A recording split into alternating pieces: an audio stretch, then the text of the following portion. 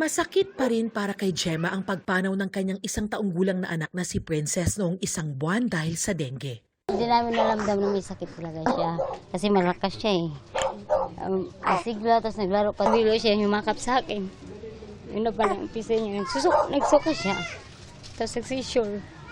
Kahit pa dinala sa ospital si Princess, hindi na bumuti ang kanyang lagay. Na-ospital din itong Setyembre dahil sa dengue ang 10 taong gulang na si Prince. 3 days siyang nilalagnat.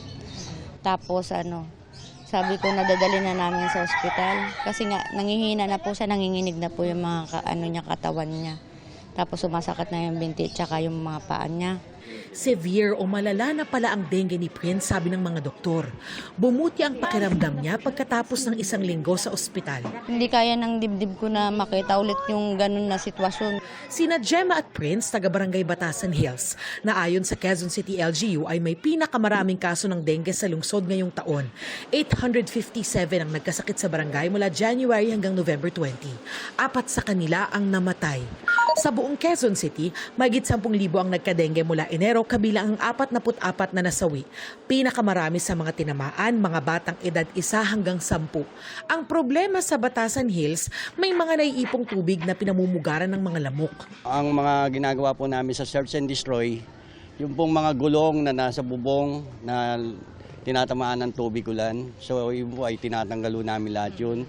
So yung mga drum po na nakikita namin ng kitikite, tinotobo namin yun at tina-advise namin sa mga constituent namin. Susi sa pagsugpo sa dengue ang malinis na paligid at protektadong katawan laban sa kagat ng lamok.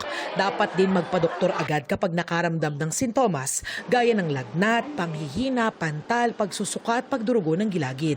Sa buong bansa, ayon sa DOH, may pagbaba ng mga kaso ng dengue bago ang mga linggong nanalasa ang mga bagyong Tino at Uwan na nagpabaha sa maraming lugar. Wala pa tayong datos dun sa mismong mga linggo na nakaraan na si Tino at si Uwan. Kaya patuloy pa rin tayo nagtatala. Wala pa tayong mga reports na nagsitaasan ang ating dengue. Patuloy pa raw nangangalap ng datos ang DOH at nagbabalang huwag maging kampante dahil inaasahan pa rin ang mga ulan hanggang matapos ang taon. Para sa GMA Integrated News, Darlene Kai, Nakatutok, 24 Oras.